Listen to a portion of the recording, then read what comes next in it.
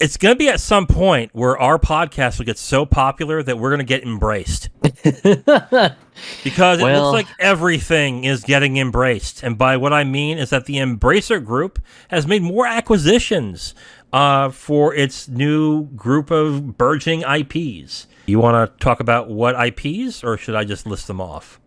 go ahead and list off the IPs. I'll talk about one of them in particular. Okay. Okay, so I think the big headline is that Middle Earth Enterprises has been acquired by Embracer Group. This includes the rights to the Lord of the Rings trilogy and the Hobbit IP. I'm a little confused by this because it says that they have worldwide rights to motion pictures, video games, board games, merchandising, theme parks, and stage productions related to the iconic fantasy literary works, the Lord of the Rings trilogy and the Hobbit by J.R.R. Tolkien. What I'm confused by is if they have the rights to the New Line Cinema movies by Peter Jackson. I think that's no. I think that the New Line owns the rights to those specific movies, so they can't use those movies as a visual template to create games. You get what I'm saying? Yeah. I may be wrong on that, but I think that's what that, because the owning the IP means they can make movies about Lord of the Rings and make TV shows, and that will also give them rights to the Rings of Power series that's happening on Amazon starting in September. I can't be sure, but I think they don't have rights to the Peter Jackson movies. I will more than admit if I'm wrong, but I think that's what that means. The next one, Limited Run Games, they just bought. Tuxedo Labs, Tripwire Interactive, Song Tricks, which does karaoke. Interesting. Tatsujin is another one. That's the first Japanese studio that they bought, which is a shoot 'em up studio. Interesting. You might be interested in that. Bitware Games, a Swedish studio that has a passion for retro games. I don't think I know the games that they've made. Geotech, or is it Glowtech? Geotech, which is a gaming accessory brand. And quote unquote, another company with PC console gaming that, for commercial reasons, is not disclosed today. Can't do much about that. But okay. A lot of acquisitions, Zero. The one that was talked about, of course, was the Middle Earth Enterprises. But what are your thoughts on these properties being embraced? Tripwire. I'm not surprised at that acquisition happening because I know. I believe it was either earlier this year or sometime last year. The CEO of Tripwire ended up saying some pretty right-wing statements, and of course, got heat for it. That I think the CEO ended up resigning, and they put someone from the board in his place. I can't remember the story 100%, but I presume that their games haven't been selling well either. So it's probably like, okay, well, we gotta put ourselves up for sale and see what we can do. I don't think that's the So case, because they do Killing Floor, which does really well in sales, and yeah, and Rising Storm has a niche audience, but that does okay. Maneater was a cheap game that I think a lot of people liked. I don't think that really is the case. I think the leadership leaving was a big issue, I think, is what happened. And instead of, I guess I don't know if they're selling their IPs off to Embracer, or they are, I don't know, or this just was good timing on their part that they were able to sell it in the state that it was in. But I can see someone from Embracer Group from another studio getting promoted to working in Tripwire. I think that might be what happens. So, yeah. especially since there probably is not going to be a board of directors after they get embraced. I'm going to call Yeah. it being embraced from now on because it just sounds funny. So that one seems like it makes sense. Limited run games is a bit interesting, especially with a lot of the forum talk that's been going on with Limited Run. Um, so for anyone who's not familiar with Limited Run, they are a boutique label that basically makes, as their name says, limited print physical copies of video games that are typically digital only releases. Hmm. A great example is the Bloodstained Circle of the Moon game that had came out. It was the little 8-bit Castlevania like Ah, that was yes. released. Um, that one got a cute little limited run release where they did some cover art that was in the style of the original NES Castlevania cover art. Hmm. So kind of a cute thing and everything. But in addition to also doing these limited run releases, they also work with other um, developers and third party publishers to do uh, physical releases that are pre-order only, and pretty much just whatever's pre-ordered is whatever will be produced, and these are not considered limited releases. So it's a situation where they'll print as many copies as there's demand for. Mm. Great examples of this would be the um, Azure Striker Gunvolt games. The previous anthology for Switch that had um, Gunvolt 1 and 2. Hmm. They did that as sort of a limited release.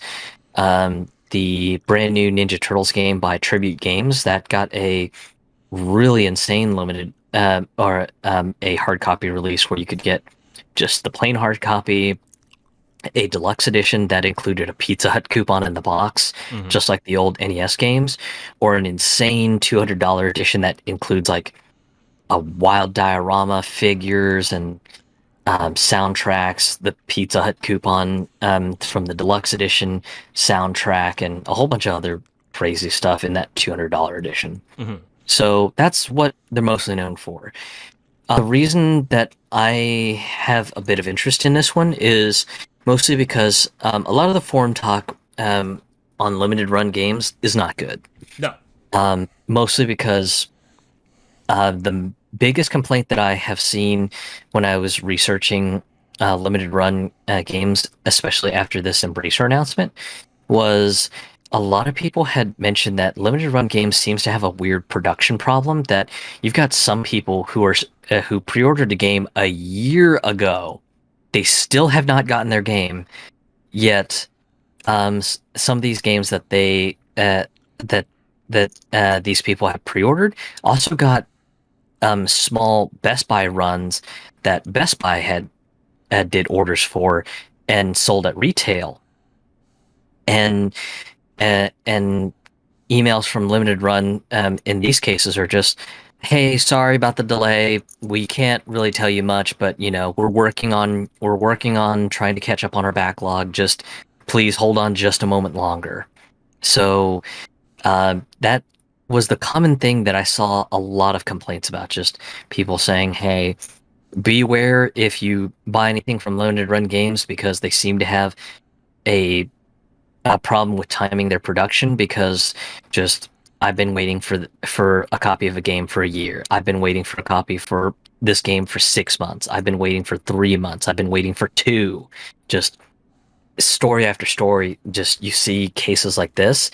But for every complaint case, there's also the other case of people going, "Hey, I've got no problem with limited run. I got my stuff shortly after they started shipping." Yeah. So, um, a lot of a lot of what my curiosity has about Embracer buying up limited run is if limited run had been putting their self on the auction block in hopes of a bigger fish buying them up to give them a cash infusion to help them catch up on their backlog, and then eventually just swallow up limited run games as a whole and just go, "Okay, just we're no longer doing the limited run thing. You basically have become our hard copy department, and that's all you're gonna do." Yeah. So Yeah, and that's I think where I had questions because you're right. They've had a consistency problem with their customer service, and the cash infusion to get all that squared away, maybe to hire more people to get that done. is beneficial, and it is interesting. But yeah, that's the question I had with this sale, because let's be honest about how things are going to be next generation. My opinion is that the big console makers like Microsoft and Sony, they're going all digital next generation. If there is a new console, I think Nintendo probably won't. I think they'll probably keep that legacy going with the Switch.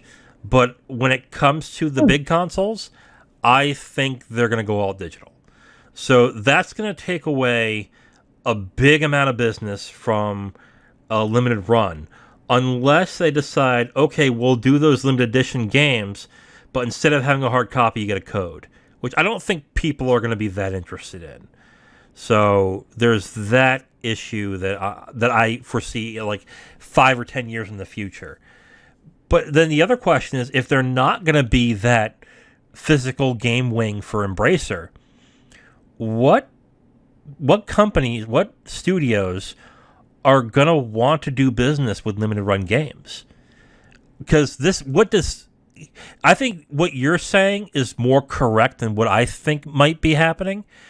I think what might be happening here is Embracer is buying limited run games for a direct line to a lot of indie studios. So then they can gauge, oh, this game is popular. This gaming studio does a lot of sales. Maybe we should acquire them. Maybe we should get their talent. Maybe we should do this with them. I think that's what this sale, I think originally that's what the sale was about, was to buy limited run games to get a really healthy vein into the indie space. Because that really is what Embracer Group, I think, really needs a connection to, is basically the indie space. Because you can get as many of the big studios as you want, but there are going to be indie studios that are going to turn into bigger studios later, and the longer the studio is running, they tend to lose their prestige at a certain point. Like, you do have to downsize. You do have to cut costs at some point when a game fails. That's just what happens. So I think that's somewhat of what's happening too. But I think what you're saying is correct more than that. I think this will basically become the physical disc, physical game studio for limited run for all Embracer titles. I think at least all Embracer downloadable games, essentially. Yeah. The other one that had my curiosity quite a bit was Bitwave and the Japanese studio that they also picked up as well too, because with the matter of just the Japanese studio being real indie focused and everything, and also shooter focused, some of I don't know what in particular that they have, but I know Bitwave had one particular Japanese label under their wing, and that particular label being Tolkein, which is a very old Japanese shooter studio, and the one title that everyone knows from Tolkein because it's been memed to death is Zero Wing. Yes, that Zero Wing from the "All Your Base Are Belong to Us" meme. Oh, that Zero Wing. Okay. I honestly, I kept thinking that was from Rampart for some reason, but okay. So, and it's kind of funny too, because after this purchasing announcement was made, Bitwave actually recently put out a announcement saying that they would be putting out 2 games from Tolkein onto Steam, Zero Wing, and then the other one is Outzone. And Outzone is kind of like a top-down character shooter, kind of like if you were to play the vintage game from Capcom, Commando, where you're just kind of like a human character scrolling upwards, shooting things and blowing up bases and tanks and whatever. Hmm. Um, Okay. they Bitwave did announce that they will be also pushing out Truxton Twin Cobras as well too sometime later. But Okay. yeah, just that was what kind of really got my curiosity when just uh, it was announced that um, Bitwave would be acquired, and just my curiosity was just kind of like, wow, just really, really wondering what's going to happen because uh, some of these vintage shooter games are pretty much just really, really uh, niche things that you can try to find a cartridge for, but it'll be real expensive. Or if you're not opposed to sailing the Black Seas, just you can Yar. download the ROMs and whatever. But Mhm. um, yeah, to kind of see that stuff like Zero Wing is being re-released on Steam, and then also getting some quality of life features like a rebalance difficulty and everything Mhm. for an easy mode. Just really, really interested to see what potential this could have. Um, because I hate saying this, but uh, bullet hell shooters are just a dying breed. They just are, and Yeah. a lot of the studios that have made a lot of the bullet hell shooters have either gone under and had their IP sold off to God knows where, and in some cases, just trying to get them re-released is just an utter nightmare to figure out who the hell actually owns the IP. So definitely curious to see what the two um, the two shmup labels end up further bringing, because um, I would love to be able to try to get legit copies of these, uh, instead of trying to play the eBay market and try to deal with collectors, because collectors prices suck right Yeah. now. Oh God, they're terrible. Can I talk about geotech for a second, or is it geotech or geotech? I don't know. It's geotech, right? I think it's Geotech. Okay. I'm looking at the site right now, and I'm not sure why they bought this company specifically, because they seem to make controllers for mobile and for other consoles that are below the price of standard controllers. I'm looking at the SC3 Wireless Pro gaming pad for PS4, PC, and mobile. It's 60 British pounds. Again, this is a European studio. Unless they are okay, and they have wired controllers too. Unless they are infusing this company with money and putting in and making it a more, I don't know, a scuff type brand. I don't know what the sale was for, to be completely honest. I mean, maybe there is more sales to cheaper controllers than I realize. Well, maybe there is because they're so damn expensive.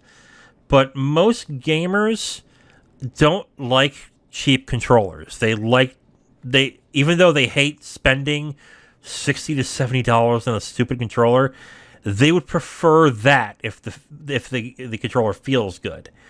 So I don't know what the sale of this is for, unless they're gonna start selling, I don't know, special controllers based on their brands. Maybe an $80 controller with the Tomb Raider brand. I don't know. So I don't. Maybe that's what they are trying to do here, but I don't. I don't get this purchase really. This doesn't scream quality to me. But okay, that's neither here nor there. Um, Yeah, and um, I was kind of baffled when I saw this purchase as well. I was just like, I've seen the reviews on Amazon for some of their controllers, and they're not great. no, they're And not. um, they've got some really, really gimmicky sort of things. Like they've got some analog stick grips that just look really chintzy. Yeah. So. That one, that's a purchase that has me scratching my head as well. The headsets, the most expensive I've seen is £25. They're wired, and they're those really cheap looking plastic ones. So, yeah, I don't get this sale. Like, I looked at Geotech and thought, oh, that maybe that's like a scuff brand where they do like quality, like expensive controllers, and that would be an interesting purchase. Nah, fam, that's not what this is. This is headsets that you would get. I don't know, a 7 or 8 year old for like $15. That if they break it, who cares? It's $25. So I don't get this sale, to be completely honest. But okay, sure, why not? That I guess that's a sale. I thought that was going to be a little more interesting, but I don't get that sale. This really shows that Embracer Group is really trying to become a big player, not only in the gaming industry, but with the sale of the Tolkien IPs, possibly in other industries too. I mean, that pretty much to me confirms a few things. We're definitely going to get Lord of the Rings games, but we're definitely going to start seeing more Lord of the Rings movies and TV shows. You're definitely going to see. You know what? I wouldn't mind a Tomb Raider TV series. That would be cool. I wouldn't mind that. The movies, honestly, I think the movies suck, to be completely honest. I don't get why people like okay, they like Angelina Jolie, so that's why. But I did not like the Tomb Raider movies. But I can see someone taking the rebooted Tomb Raider series and turning that into a TV series. That would be kind of cool. One other thing, the Legacy of Kain series, I mean, that could be turned into movies. I mean, shit, like, Embracer is, if they do this right, they could be bigger than EA. Yeah. I know typically Embracer has kind of been sort of hands off as far as their management style has been. Mm-hmm. So it'll be really interesting to see just if they still remain with kind of their hands off style, because I know that was one thing a lot of people have been kind of concerned about with them sort of buying up studios and everything, because a lot of people have just been kind of wondering, you know, is Embracer still going to keep their hands-off approach, or is there going to be a day where they're just going to say, yeah, we want to start, putting our hands on the projects and make sure that all of the projects that we have our hands on are bearing fruit. Right. So that's where a lot of my curiosity is, just if they remain to kind of be the darling that a lot of people have sort of known them for, or if this is just going to be sort of the path down to being just yet another mega publisher. Yeah. I mean, some people will think, oh, well, it's better if they have hands off, right? That they let the creatives do the creative thing. But Microsoft's been doing that for the past 5 years, and look where that's got them now. They've had to cancel games. They've had now, what, a whole year and a half where they've released nothing? So you want to avoid that. There has to be a perfect medium to it, where I'm speaking as someone who managed a group of people at a job. Definitely nothing as complicated as game development. But you need to have both mindsets. You have to have the mindset of when do you allow somebody to do what they need to do or to mess up so they can learn, and then when do you need to get hands-on and need to point out certain things and have to fix something. There is a happy medium to that, and I think in a creative in a business that is more creative, but still you have to run a business, hands off might not be a good idea unless these are proven studios. I think that's what happened with the KOTOR remake. They just let Aspyr do what they want to do, and then they saw it and went, "This is shit. We can't do this." And they announced recently that it's Embracer, right, that owns Aspire and Saber Interactive. Yeah. Yeah, they confirmed that Aspire has gotten the KOTOR remake taken away from them, and Saber Interactive is going to do it now because they, I think, are more proven to handle something like that than Aspire. So it's a happy medium. You can't really go one way in either aspect. Like if you go too hands on, you're gonna suffocate the creative group, and they're gonna feel too pressured to actually do something creative.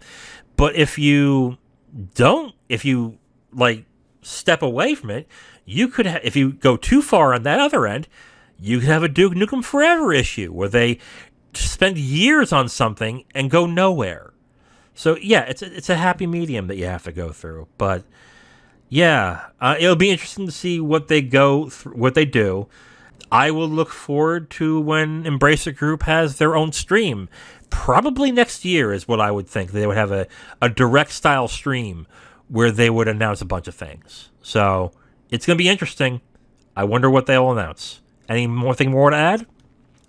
Um, not really. Just I'm definitely curious on just where the Japanese brands will be, and same for Bitwave, since Bitwave has a couple of bullet hell and shmup IPs that they bought up when some of the studios sort of collapsed. So definitely curious to what the future will hold, especially since with the announcement of Zero Wing and being put onto Steam with some quality of life changes and stuff. I'm definitely wondering if there might be a potential for some of the other shooter games that have become a bit pricey on the collector scene if they end up just showing up on Steam eventually.